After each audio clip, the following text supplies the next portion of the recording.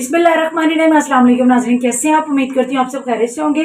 जी तो नाज़रीन, अगर आपके घर में बचे हुए चावल है तो उसको बेकार ना फेंके। आज हम बना रहे हैं चावलों की खीर। इसके लिए मुझे जिन चीज़ों की ज़रूरत है वो मैं आपको बता देती हूँ। चावल उबले हुए दूध चाहिए, बादाम चाहिए, सब्ज़ इलायची चाहिए, नारियल चाहिए, चीनी चाहिए। जी तो नाज़रीन, इसको बनाना स्टार्ट करते हैं। बहुत ही आसान है, लजीजा खीर को आप भूल जाएंगे। ये आप बना के ज़रूर ट्राई कीजिएगा। जी तो नाज़रीन, सबसे पहले हम दूध को गर्म कर लेंगे। बिस्मिल्लाहिर्रहमानिर्रहीम। दूध में मैं सब्ज़ इलायची डाल दूंगी। ठीक है जी। तो नाज़रीन, ब्लेंडर में मैंने उबले हुए चावल डाल दिए। अब इसमें डालेंगे थोड़ा सा दूध। ये मैंने डाल ली है। ठीक है, अब हम इसको अच्छे से ब्लेंड कर लेंगे। ठीक है, मैंने ढक्कन ऑफ कर दिया है।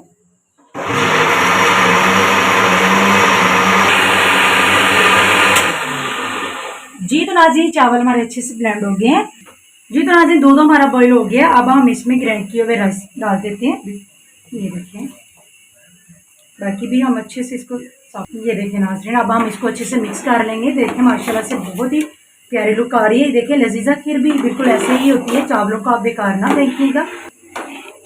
जी तो नाज़रीन, इसको हम हल्की आंच पे पकाते जाएंगे, साथ साथ चावल चलाते जाएंगे जब तक ये थिक नहीं हो जाएगी। हम इसको इसी तरीके से पकाते रहेंगे। ठीक है जी। तो नाज़रीन, खीर हमारी बिल्कुल थिक होगी। ये देखें माशाल्लाह से बिल्कुल लजीजा खीर जैसा इसकी लुक है।